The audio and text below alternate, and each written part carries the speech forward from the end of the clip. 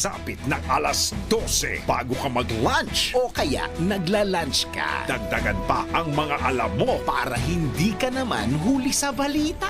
live sa DWIZ Manila at sa lahat ng DWIZ News FM sa buong Pilipinas, Luzon, Visayas at Mindanao. At mapapanood ng live sa Aliw 23 Free TV at sa lahat ng digital channel ng DWIZ. Ang Balitang Bayan. Mga balitang nangyari lang at Kasalukuyang nangyayari. Balitang Bayan. Kasama ang opisyal na tagagising ng bayan, si Drew Nasino. Di ka aantukin kapag nalaman mo na ang latest sa Balitang Bayan. Sa patuloy na pagbabalita ng tama at paglilingkod ng tama. Balitang Bayan.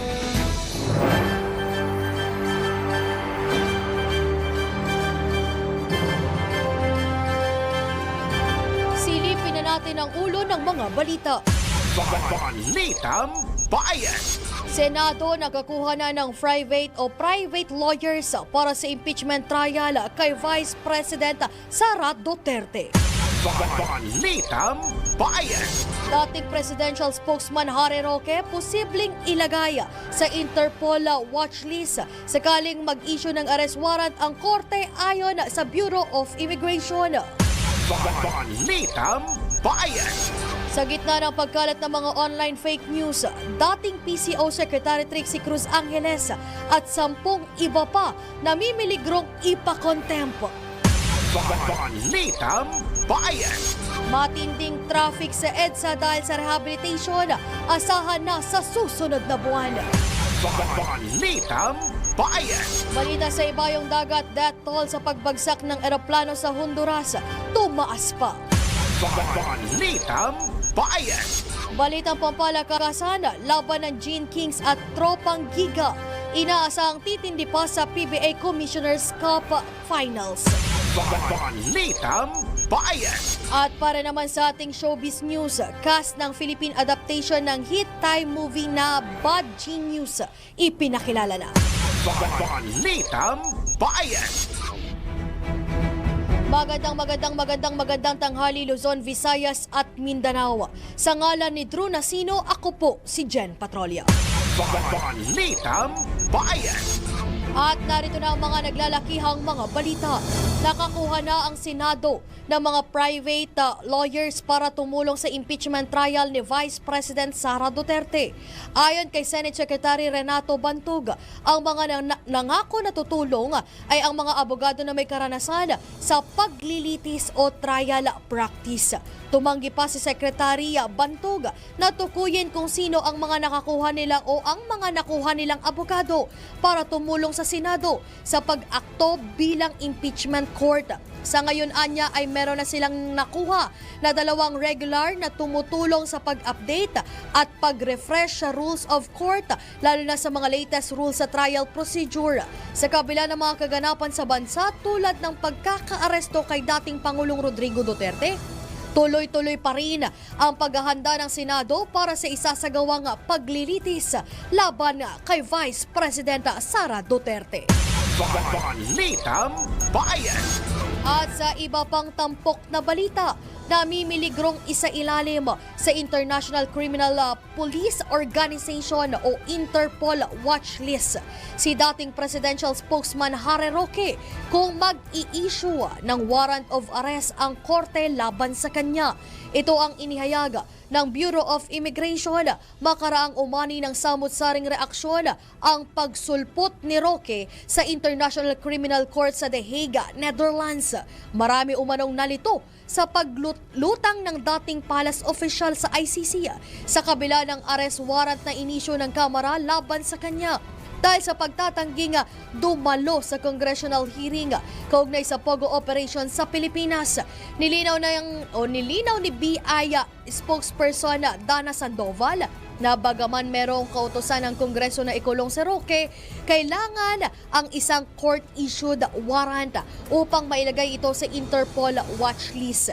Magugunitang ang Interpol, katuwang ang Philippine National Police, ang umaresto kay dating Pangulong Rodrigo Duterte noong Marso 11. Bukod anya sa posibilidad na gumamit ng backdoor exit sa Tawi-Tawi si Roque upang makalabas ng bansa, ipinaliwanag ni Sandoval na tanging immigration lookout bulletin ang inisyu sa dating opisyal at walang hold departure order.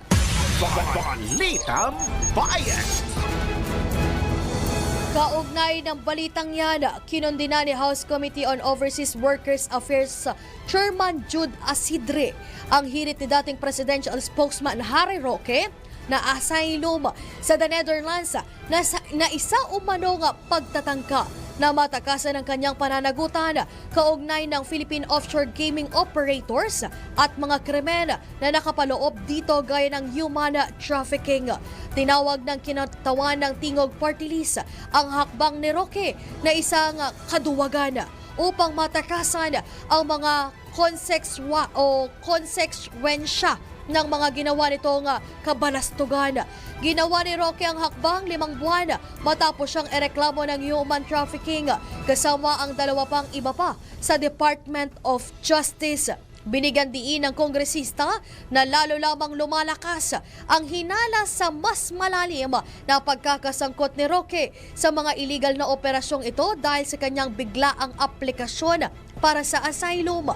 Ang Quadcom na binubuo ng House Committees on Dangerous Drugs, Public Order, Public Accounts at Human Rights ay nagsasagawa ng malawakang investigasyon sa laganap na kriminalidad na konektado sa mga pogo, bagay na inuugnay sa kay Roque. Balitang Bayan. Handa naman si dating Senador Laila De Lima na makipagtulungan sa International Criminal Court at magbigay ng kanyang testimonya bilang witness kung ipatatawag siya ng korte. Ito ang sinabi sa Bagong Pilipinas ngayon ng abogado ng senador na si Attorney Dino De Leon, alumnus ng The Hague Academy of International Law at isa ring human rights lawyer. Ayon kay Atty. De Leon, nga kapag sumiti na si De Lima sa ICC ng mga ebidensyang nakalap niya bilang Commission on Human Rights Chairperson at bilang dating Senate Chairperson on the Committee on Justice noong iniimbestigahan ng anyay malawakang patayan sa ilalim ng nakaraang administrasyon. Idinagdag pa ni Atty. De Leon na maaari ring magtungo ang dating senador sa The Hague. Bit-bit ang pag-asang maipatawag ng ICC. Balitang Bayan. Kaugnay pa rin ng balitang yan, umapila ang Malacanang sa publiko na maging bukas ang isip at huwag isantabi ang damdamin ng mga naiwang mahal sa buhay ng mga biktima ng extrajudicial killings. Ginawa ni Palace Press Officer Undersecretary Attorney Claire Castro ang panawagan sa gitna ng anyay pagtutok ng atensyon ng marami sa akusado na si dating Pangulong Rodrigo Duterte. Iginiit na Atty. Castro na tila nag-glorify pa ang mga nahaharap sa akusasyong murder at crimes against humanity habang nakakalimutan naman ang kabilang panig. Pagbibigay diin ng palasyo, hindi dapat kailanman makakalimutan o makalimutan ng mga Pilipino ang mga namatay sa madugong gyera kontra droga ng nakaraang administrasyon. Balitang Bayan. Umapila naman ang Kamara sa Department of Foreign Affairs at Department of Justice na makipagtulungan sa International Criminal o International Authorities para mapauwi na ng Pilipinas si dating presidential spokesman na Harry Roque. Sa harap ito ng plano ni Atty. Roque na maghain ng political asylum sa The Hague, Netherlands, kung saan siya ay kabilang sa legal team para depensahan si dating Pangulong Rodrigo Duterte. Pero kanina, kinumpirma ni Vice President Sara Duterte ay hindi na mapapasama o mapapabilang si Atty. Roque sa legal team ni dating Pangulong Rodrigo Duterte. Ayon kay House Assistant Minority Leader Arlene Brosas, desperate move ang ginawa ni Atty. Roque para makaiwas sa kanyang pananagutan dahil sa pagkakasangkot sa illegal na operasyon ng POGO o Philippine Offshore Gaming Operators. Malinaw niya na isang pangungutya sa hustisya at sampal sa muka ng bawat Pilipino ang ginawa ni Roque. Matatanda ang inisyuhan ng contempt at detention order ang dating palace official dahil sa hindi nito sa pakikipagtulungan sa investigasyon at pagdinig ng House Quad Committee. Balitang Bayan! Kaugnay pa rin ng balitang yan, nananatili pa rin si dating Pangulong Rodrigo Duterte sa hospital wing ng International Criminal Court Detention Cell sa The Hague, Netherlands. Ito mismo ang kinumpirma ni Vice President Sara Duterte matapos bisitahin ang kanyang ama. Samantala, binigyan diin ng Vice Presidente na mayroon pa siyang kakausaping abogado na posibleng mapasama sa pagdepensa sa dating Pangulo. Sa oras anya na makumpleto ang defense team ay magwi-withdraw na si dating Executive Secretary Salvador Mejaldea bilang legal counsel. Paliwanag ni VP Sara, nais nilang buuin ang defense team ng mga abogadong merong ICC trial experience. Bukod pa rito, sinabi ng pangalawang Pangulo na hindi magiging legal counsel ni dating Pangulong Duterte si dating Palace spokesman Harry Roque dahil abalaan niya ito sa asylum application nito. Balitang Bayan! Kaugnay pa rin ang balitang yan, binigyan din ni House Assistant Minority Leader Arlene Brosas ang kalagahan na maikonsidera ng Administrasyong Marcos ang pagbabalik ng Pilipinas sa pagiging miyembro ng International Criminal Court. Ayon sa Gabriela Solon, panahon na para muling bumalik ang bansa sa ICC matapos ang 6 na taong pagkalas nito mula noong 2019. Dapat anyang ipakita ni Pangulong Ferdinand Bongbong Marcos Jr. ang commitment ng gobyerno na protektahan ang karapatang pantao at panagutin ang mga matataas na opisyal na ng abuso sa kapangyarihan, pananakot at iligal na interes. Iginiit ng mambabatas na ang pagkakakulong ng ICC ay simula pa lamang at dapat nang wakasan ang culture of impunity. Naniniwala ang kongresista na mas mahalaga rin mapalakas ang justice system sa bansa dahil hindi pa rin napapanagot ang mga sangkot sa krimen na may posisyon sa gobyerno. Balitang Bayan!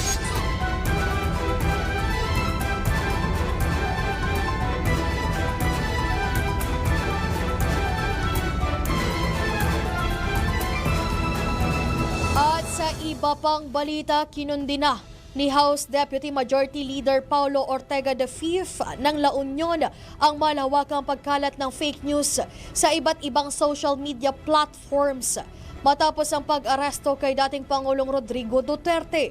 Ayon kay Congressman Ortega, ang pagkalat ng fake news ay maituturing na isang national embarrassment, lalo't hindi rin nakaligtas maging ang International Criminal Court sa ikinakalat na maling impormasyon. Pinuna rin ng mambabatas ang pagpapalaganap ng maling impormasyon ni dating Executive Secretary Salvador Mejaldea, kabilang ang mga alegasyon na nawawala si Duterte at hindi siya binibigyan ng sapat na atensyong medikal ng ICC. Maging ang ICC anya ay tinatarget ng pro-Duterte disinformation kung saan si Presiding Judge Lulia Motok ay naging biktima ng fake news at online harassment. Magugunitan nag-viral ang fake news na hindi marunong ng Ingles si Judge Motok sa kabila ng opisyal na record ng ICC na nagpapatunay na dalubhasa ito sa 5 wika kabilang na ang Ingles. Bukod dito, naglabasan din ng maling pahayag na konektado si Motok sa pamilya Marcos matapos siyang maling matukoy sa isang larawan kasama si First Lady Liza Araneta Marcos. Balitang Bayan!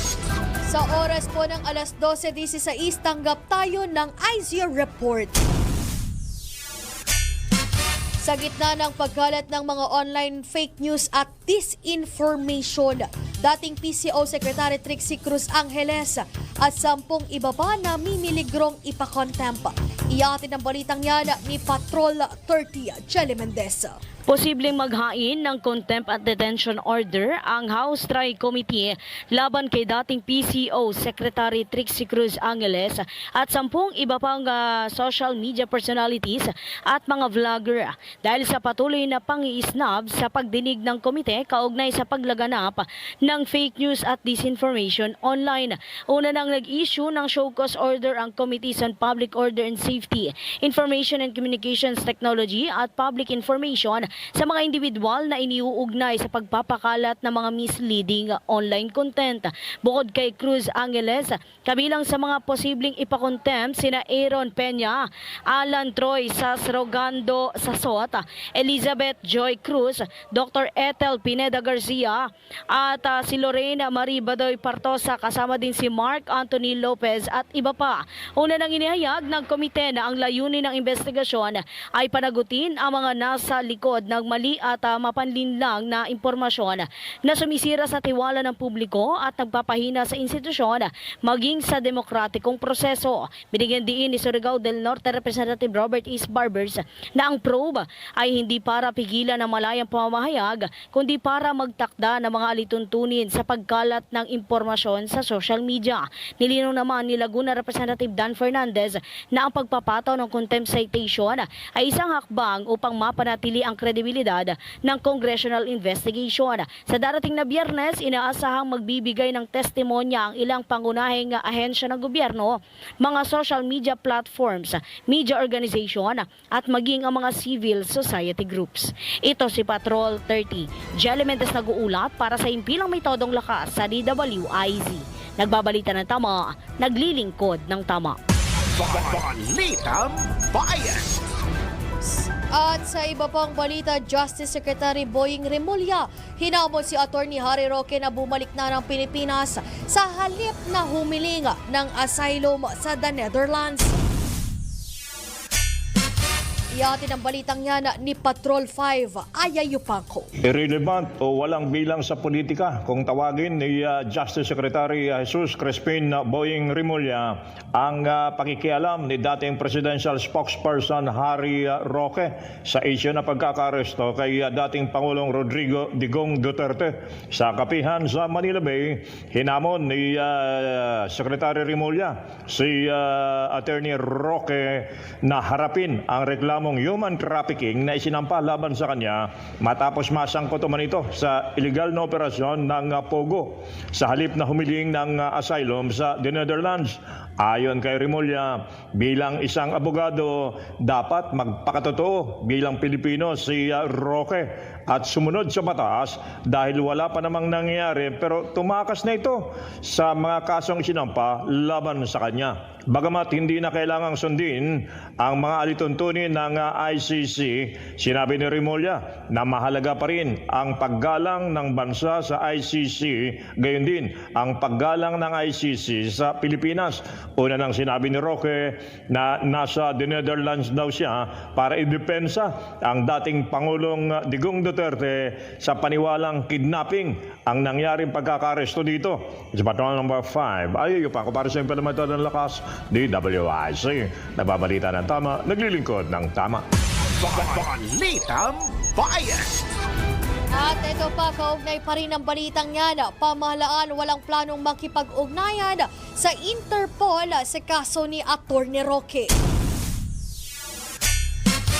Iyatin ang balitang yan ni Patrol 13, Gilbert Perdesa. Hindi pa raw nakikita na Malacanang na mauwi ang pamahalaan sa pakipag-ugnayan sa International Police Organization o Interpol at maiuwi sa bansa si Attorney Harry Roque. Kasunod ito ng paglantad ni Roque sa International Criminal Court matapos ang pagtatago at hindi na pagpapakita sa publiko ng ilang buwan. Sa ngayon, sinabi naman ni Palace Press Officer at Undersecretary Claire Castro, wala pa namang warrant of arrest laban kay Roque Roque. Gayon pa man maaring maibaba o maibaraw ang sitwasyon ayon kay Roque kung magkaroon ng pag-aresto o mandamento de aresto na ilalabas ng hukuman. Si Roque ay kasalukuyang nasa The Hague at inaasahang magsisilbing isa sa mga tagapagtanggol ni dating Pangulong Rodrigo Duterte sa mga kinakaharap nitong crimes against humanity. Patrol 13, Gilbert Perdes para sa Himpilang May Todong Lakas. DWIZ nagbabalita ng tama, naglilingkod ng tama. Balitang Bayan. Kaugnay pa rin sa balitang ICC, Department of Justice dumistansya sa usapin ng posibleng pagbalik ng Pilipinas bilang miyembro ng International Criminal Court. Ihahatid ang balitang yan ni Patrol 24, June Samson. Tumanggi ng magkomento ang Department of Justice sa mga panawagan na muling bumalik o sumali sana muli ang Pilipinas sa International Criminal Court. Sa halip ay sinabi ni Justice Secretary Crispin Remulla na wala sa kanya ang kontrol o kapangyarihan para sagutin ang mga panawagang ito. Kasabay niya na inilinaw ni Remulla na si Pangulong Ferdinand Marcos Jr. ang nagdidikta sa mga isyung may kaugnayan sa patakarang panlabas ng bansa. Ang Pilipinas ay miyembro ng ICC mula 2011 hanggang 2019. Makaraang formal na nag-withdraw ang Pilipinas noon sa ilalim ng Duterte administration. Patrol 24, June Samson para sa Himpilang May Todong Lakas, DWIZ, nagbabalita ng tama, naglilingkod ng tama. Balitang Bayan. Samantala, Palasyo itinangging dulot ng rice importation ang pagbagsak ng presyo ng bigas sa ilang probinsya. Nagbabalik, Patrol 13, Gilbert Perdes. Mariing pinabulaanan ng Malacanang na dahil sa rice importation ng pamahalaan ang pagbagsak ng presyo ng palay sa Cagayan kasunod ng reklamo ng mga magsasakang binabarat daw ang presyo ng kanilang ani. Sa briefing dito sa Malacanang, sinabi ni Palace Press Officer at Undersecretary Claire Castro na batay daw sa report ng Department of Agriculture, mas mababa ang kasalukuyang importasyon ng bigas kumpara sa mga nakarang taon. Iginit ng opisyal na hindi raw ito ang dahilan ng pagbagsak ng presyo ng palay, kundi ang presyuhan ng mga local traders. Bilang solusyon, inikayat ng Palace official ang mga magsasaka na makipag-ugnayan sa mga lokal na pamahalaan upang maihatid daw ang kanilang produkto sa NFA buying stations na kasalukuyang bumibili ng palay sa halagang 23 hanggang 24 pesos kada kilo para sa tuyong palay. Gayunman, inamin ng opisyal na isa sa mga pangunahing hamon ng mga magsasaka nga ay ang kawalan ng transportasyon upang maihatid ang kanilang ani sa NFA. Patrol 13, Gilbert Perdes para sa Himpilang May Todong Lakas. DWIZ nagbabalita ng tama, naglilingkod ng tama. Balitang Bayan. Isang kongresista pinayuhan ni Senate President Escudero na mag-aral pang mabuti. Sino ba ito? Patrol 19, Celi Ortega Bueno. Study pa more. Ito ang payo ni Senate President Chis Escudero kay House Deputy Majority Leader Paulo Ortega makaraang sabihin ng kongresista na kung kayang magsagawa ng Senado ng hearing ngayong nakareses ang session, dapat ay handa din ito na gampanan ang constitutional duty na agarang aksyonan ang impeachment case laban kay Vice President Sara Duterte ngayong nakareses ang session.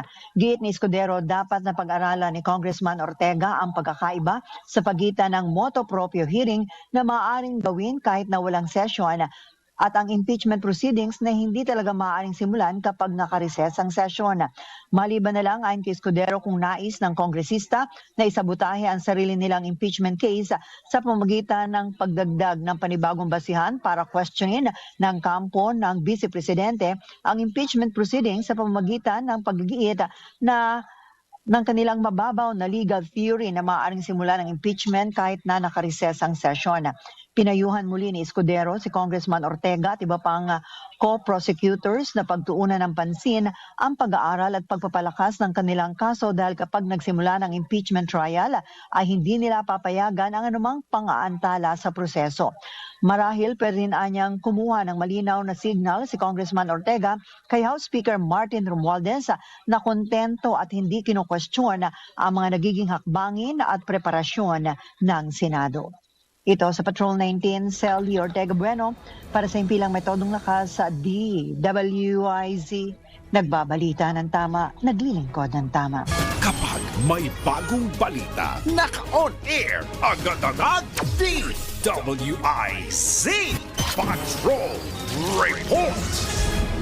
At ang oras po sa Pilipinas, alas 12:26 na po na magandang tanghali. Magbabalik po ang Balitang Bayan. Oras hatid sa inyo ng Arena Plus. Sa Arena Plus, astig sa sports. Download Arena Plus app now in App Store. You can watch it also on arenaplus.ph. Sa Arena Plus, astig sa sports. Gaming is for 21 years old and above only. Keep it fun, game responsibly. Oras hatid sa inyo ng PhilHealth para sa bawat Filipino. Balitang Bayan. At nagbabalik po ang Balitang Bayan sa oras po ng alas 12:30. Samantala dahil may mga ngayon nga ay magsisimula na ba itong summer season, inaabangan na po ng ating mga kababayan. At ngayon po ay magkakapanayan po natin si Miss Annaliza Solisa. Mula po iyan sa Climate Monitoring and Prediction Section Chief ng Pag-asa. Magandang tanghali po, Ma'am Ana. Good afternoon po sa ating lahat ng nanonood na nakikinig ng ating programa ngayon. Ayan, Ma'am Ana, kailan po magtatapos itong panahon po ng amihan? Well, sa ngayon po ay imminent pa lang po yung panahon ng ating termination ng amihan, nalalapit pa lang dahil meron pa rin po tayong tinatawag na Northeast Monsoon or amihan. So, hindi pa po natin madideklara officially yung ating tag-init na tinatawag. At may mga possible pa rin po ng formation ng shear line, yan po sa may parte ng Eastern Visayas, Sorsogon, Masbate, Aklan at Capiz. So, may mga areas pa rin po talaga na may marami pa rin pong mga pag-uulan. Kailan po yung expected po natin na matatapos itong amihan? Meron po ba tayong... Sa ngayon nakikita pa rin po na meron pa rin po tayong surge nitong Northeast Monsoon, bagamat humihina na siya. So, anytime po sa pagtatapos po nitong buwan, or until first week ng April, abangan pa rin po natin yung mga monitors and updates na ginagawa ng DOST Pag-asa. So, bali sa susunod na buwan po, Ma'am Ana, ay posible na po nating maideklara o iaasahan na po natin na maideklara itong panahon ng tag-init? Opo, anytime po ngayong Marso or until first week ng April, yun po yung tinitingnan natin dahil historically, usually, ang termination ng ating Northeast Monsoon ay ito pong third week or second half ng March up to first half po ng April. May mga times po na nagdedeklara tayo ng pagtatapos ng amihan until first week ng April. Pero sa ngayon po ay, kumbaga, nalalapit pa lang, imminent termination. Ayun. Ma'am Ana, confirm ko lang, magpapatuloy po ba kaya itong mararanasan na mataas na heat index po sa ilang lugar sa bansa? Yes, tama po kayo. Patuloy po yung pagmamonitor ng Pag-asa tungkol po dito sa mataas na alinsangan na possible pa rin maranasan natin. Pero kung titingnan natin yung mga heat index natin pina-forecast for the next 2 days at yung mga nakaraang mga araw ay medyo mababa pa rin, although may mga lugar po na meron ng mga more than 40 degrees yung heat index. So, pero hindi pa siya widespread kung ikukumpara natin dun sa magiging formal nating tag-init. Ano po yung heat index na pinakamataas po na naitala po ng Pag-asa ngayong taon? Sa ngayon po, since nag-start pa lang po tayo na mag-monitor at mag-predict ng heat index ngayong Marso, ay 46 degrees po yung naranasan ng March 11 dyan sa may parte ng, I think, San Jose, Occidental Mindoro. So, yun pa lang po so far. Posible po ba kaya itong tumindi pa yung init kapag nasimula na po o sinimula nang ideklara itong panahon ng tag-init?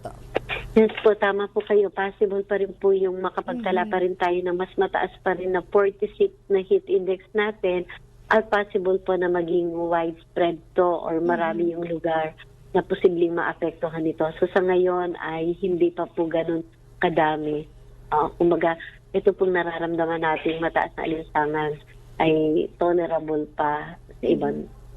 Ma'am Ana, ano kaya yung degrees Celsius na posibleng abutin itong tindi ng init sa oras po na maideklara itong panahon ng tag-init?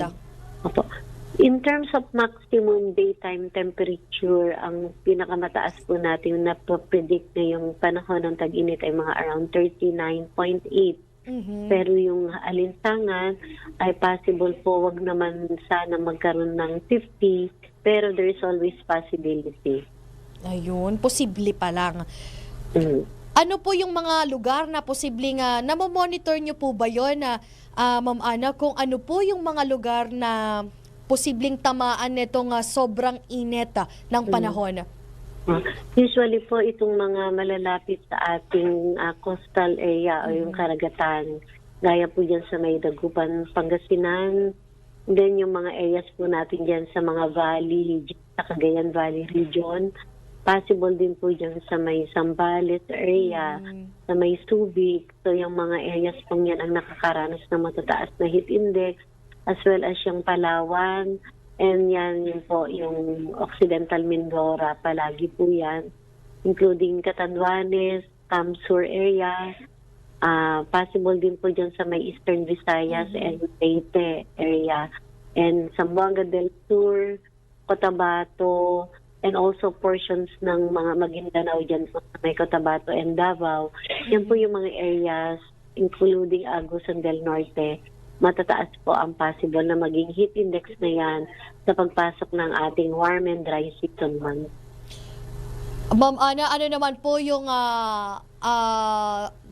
degree Celsius o itong aabutin na degree Celsius para po bukas na heat index? May mga pag-aanunsyo na ba tayo kaugnay doon? Well, yung pong per today forecast natin ngayon hanggang bukas na ipinalabas ng Pag-asa, ito po ay pina-update every 5 p.m. araw-araw. Dito nakita natin ay dyan sa may Olongapo City, mga around 40. Dyan sa may Coron, Palawan, Puerto Princesa, Palawan. So yan po yung areas at saka itong Zamboanga City, Davao del Sur, Surigao del Sur. Yan po yung mga areas na nasa 40 degrees pataas ang pinipredict nating mataas na heat index. Ayan.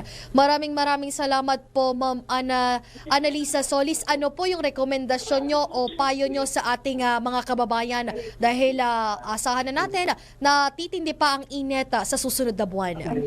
Well, sa ngayon po ay keep on monitoring po dun sa binabantayan ni Pag-asa ng imminent termination ng Northeast Monsoon, pagpasok ng ating tag-init at ito pong possible na termination ng ating La Nina alert.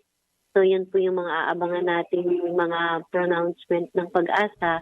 And sa pagdating po ng ating warm and dry season month, so kailangan po paghandaan natin, iwasan yung ating prolonged exposure sa init ng araw, drink plenty of water, and then yung siyempre magbaon po tayo ng mga pananggalang sa atin sa init, yung payong, sombrero, at yung mga white and light clothes po natin. And also kapag nakakaramdam na po tayo ng hindi masyadong magandang pakiramdam, sweating heavily, yung exhaustion, yung dizziness, pagkahilo, ay sumangguni na po tayo sa ating mga doktor or sa health center natin. Ingat po tayo lagi. Ayan, maraming salamat po, Ms. Annalisa Solis, ang Climate Monitoring and Prediction Section Chief ng Pag-asa. Good afternoon. Maraming salamat po, Ma'am Annalisa. At yan nga po ang tinig ni Ms. Annalisa Solis. Yan po ay mula sa Pag-asa. At ang sabi nga po niya kanina ay posible po na ideklara na itong panahon ng tag-init sa susunod na buwan. Kaya sa mga kababayan natin, naisahan nyo na po na mas tumindi pa yung mararanasan nating init ng panahon. Balitang Bayan. Samantala o kaugnay pa rin ng balitang yan, tanggap tayo ng lagay ng panahon na ihahatid yan ni Gia Rafael. Pinakahuli, pinaka-latest, pinaka-napapanahon, whether we like it or not, ito ang magiging DWIZ Weather Report. Magandang tanghali Pilipinas at happy launch, Jen. Happy lunch. Happy Kumain lunch. na ba? Siyempre, hindi pa.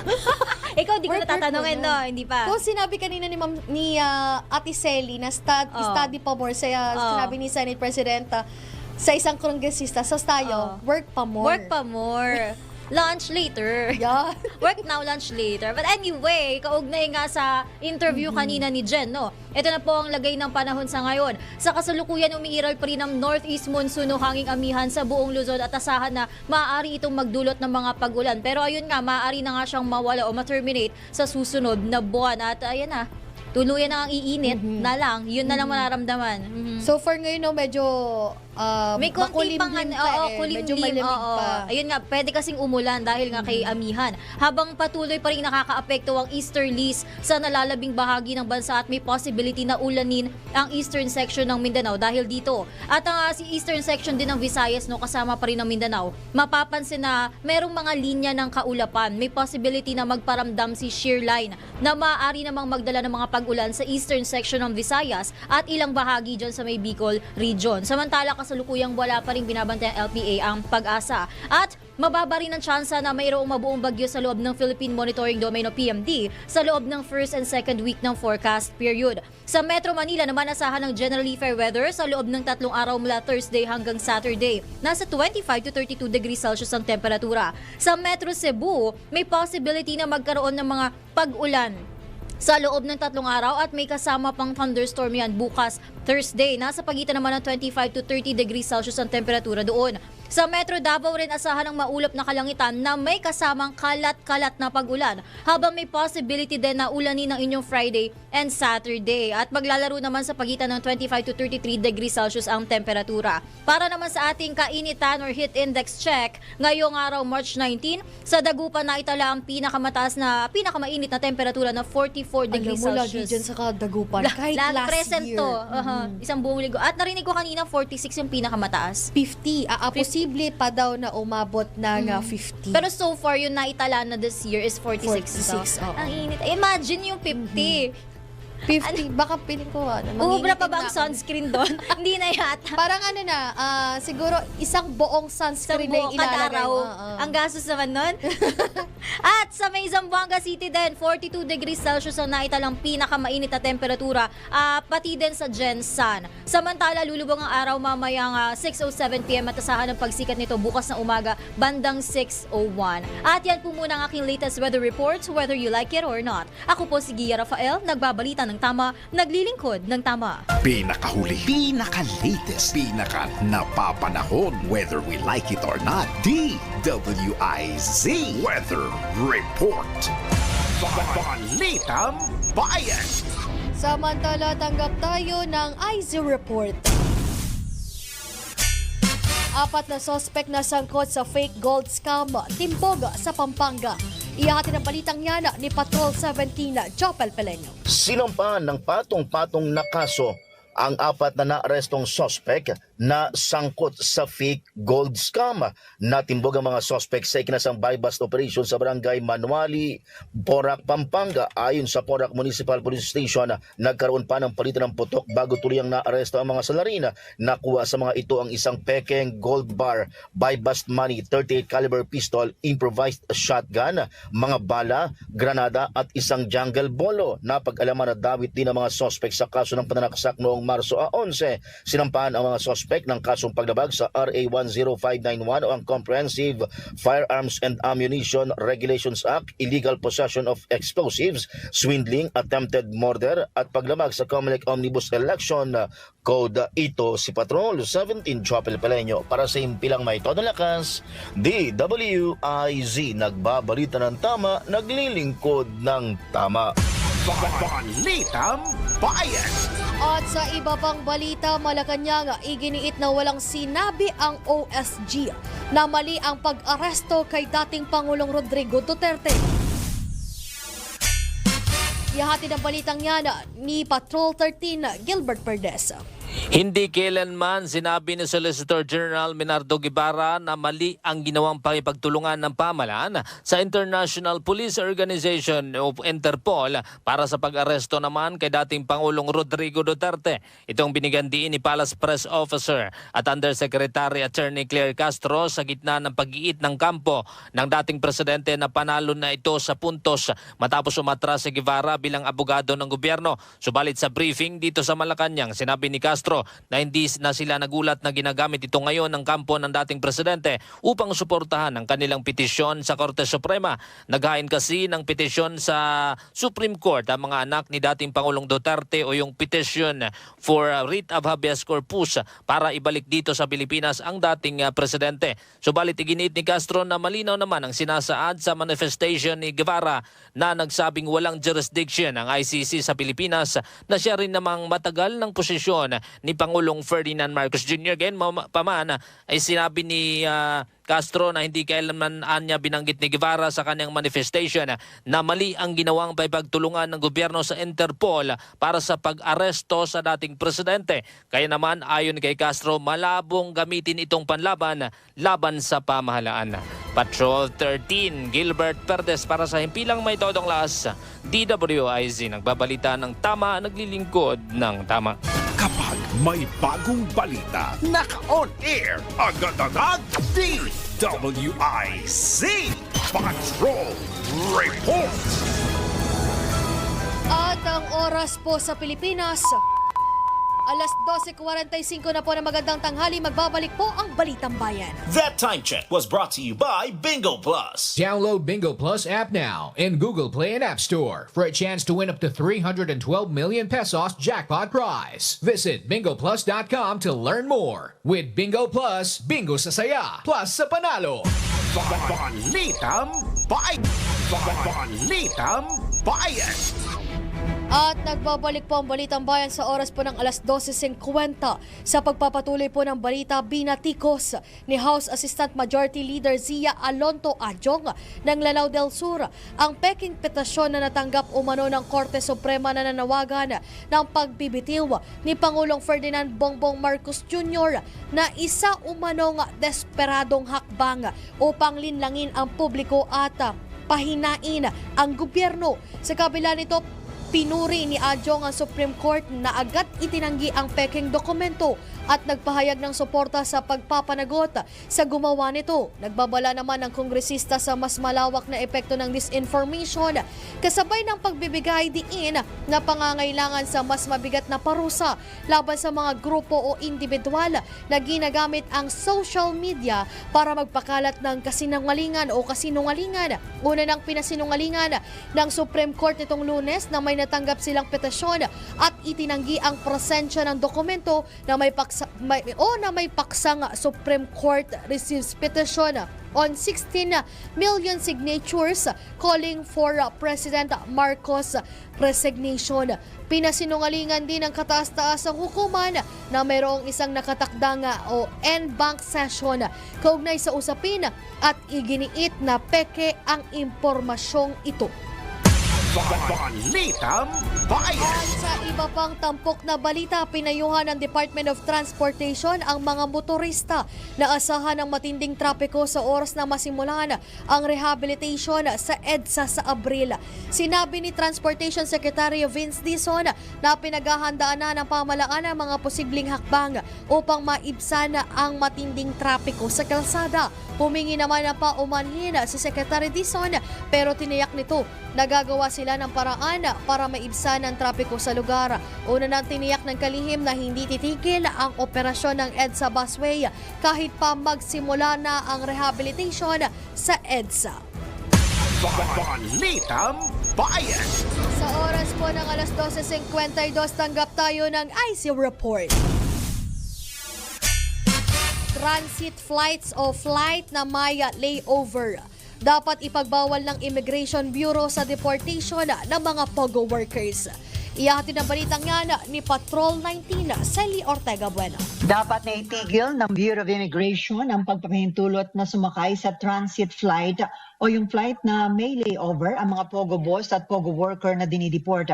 Ito ang kay Senator Sherwin Gatchalian ay dahil nakakataka sa layover ang mga pinadideport at delikado anyang makabalik pa sa Pilipinas at bumalik din sa kanilang mga scamming activities at iba pang kriminal na gawain. Tinukoy ng senador ang nakuha niyang impormasyon na noong March 7, may 21 POGO workers na pinadeport sa China pero hindi nakarating doon dahil tumakas sa layover sa Kuala Lumpur at kinalaunan ay napunta sa Cambodia. Katulad dito ng impormasyon ni Senator Rizzo Ontiveros ukol sa 3 Chinese boss ng POGO na nakatakas sa layover flight sa Hong Kong kaya hindi rin nakarating sa China at mga Vietnamese na hindi rin naibalik sa kanilang bansa dahil pinag-layover sa Cambodia. Git ni Gatchalian, hindi makatwiran na nahuli na ang mga kawatan pero hahayaan pang makawala sa transit flight.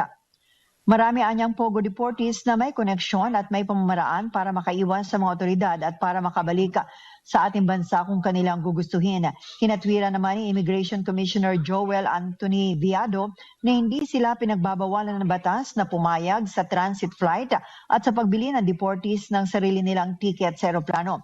Pero ayon kay Gatchalian, hindi man pinagbabawal ng batas pero dapat magpatupad ng mas mahigpit na deportation protocol ang Bureau of Immigration. Ito si Patrol 19, Celly Ortega Bueno, para sa himpilang metodong lakas sa DWIZ. Nagbabalita ng tama, naglilingkod ng tama.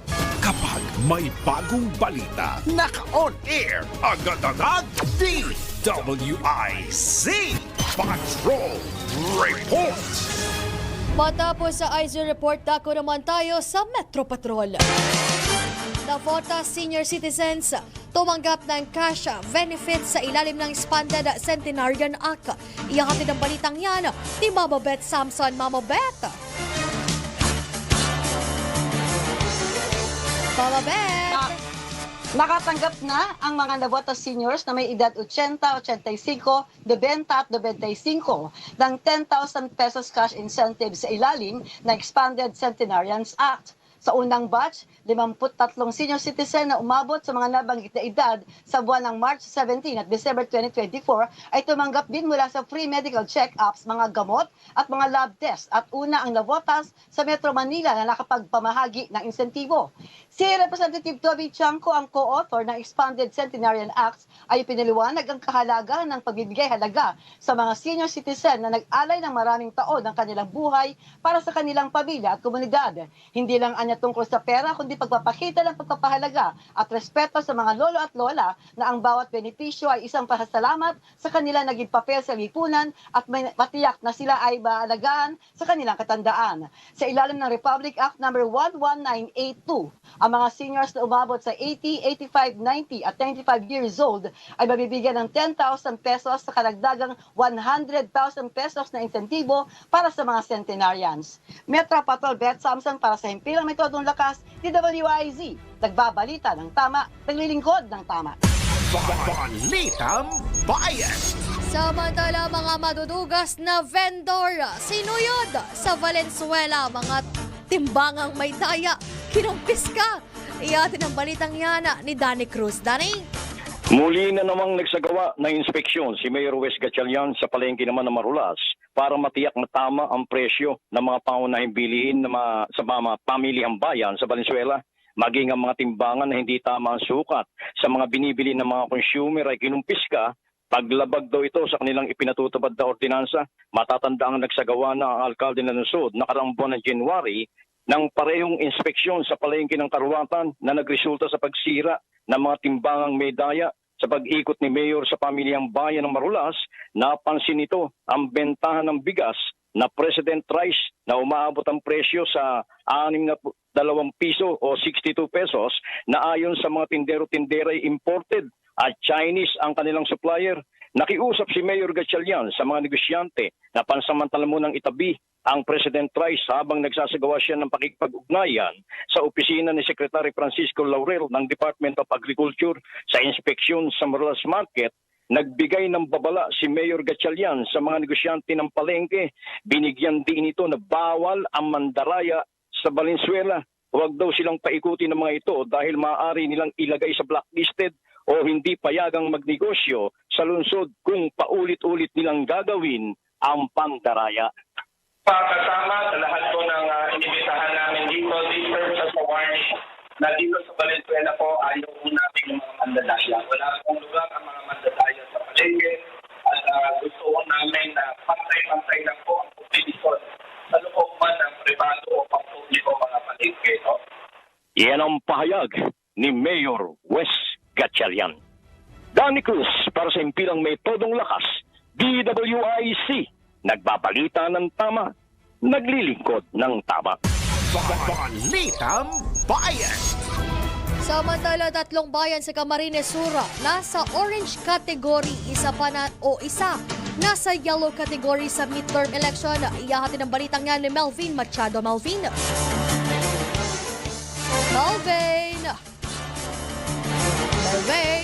Kahit tinambak at presentasyon Camarines Sur, ang pawang nasa orange category, habang nasa yellow category naman ang bayan ng San Fernando, Camarines Sur. Ayon kay Police Lieutenant Colonel Dino Rigaspi, Chief of Police o Chief ng Community Affairs and Development Unit ng Kamsur PNP, na ilalagay sa orange category ang isang bayan kung merong mahigpit na tunggalian sa politika at merong nakarang pangyayari na sangkot ang armadong grupo. Pasok dito ang bayan ng Tinambak, Camarines Sur. Sa bayan ng San Fernando, Camarines Sur na nasa yellow category ay may intense political rivalry. Dito kandidato ang anak ng 2nd District Congressman Elry Villaferte, nakatunggali ng incumbent mayor ng San Fernando, Camarines Sur na si Mayor Fermin Mabulo. Ang natitira mga bayan sa Camarines Sur ay nasa green category. Nangangahulugan naman ito na tahimik ang naturang mga munisipyo ngayong papalapit na eleksyon. Ngunit patuloy man ang monitoring ng PNP at Philippine Army sa kalagayan ng naturang mga munisipyo. Ito ang Ronda Patrol, Melvin Machado para sa impilang may todong lakas, TWIZ. Nagbabalita ng tama, naglilingkod ng tama. Balitang Bayan. Ito na ang latest, bagong-bago, fresh na fresh. DWIZ Showbiz News.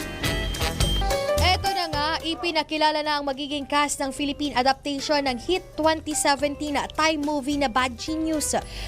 Pangungunahan ito ni Atasha Mulak, Jairus Aquino, Gab Lagman at Hyacinth Ludovico.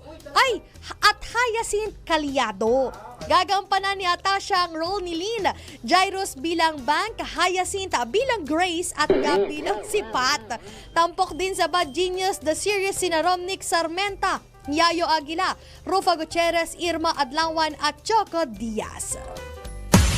Balitang Bayan. Akala ko si Hyacinth Ludovico, Hyacinth Caliado pala yun. At yan nga po mga aming mga nakalap na balita dito po sa DWIC at Alo Channel 23. Maraming salamat po sa mga nakasubaybay at sa aming mga nakaagapay. Sa ngalan nga po ni Drew Nasino, ako po si Jen Patrolya, nagbabalita ng tama, naglilingkod ng tama. Susunod na ang programang DWIC Network News kasama si Angelo Bainyo at Maine Barreto.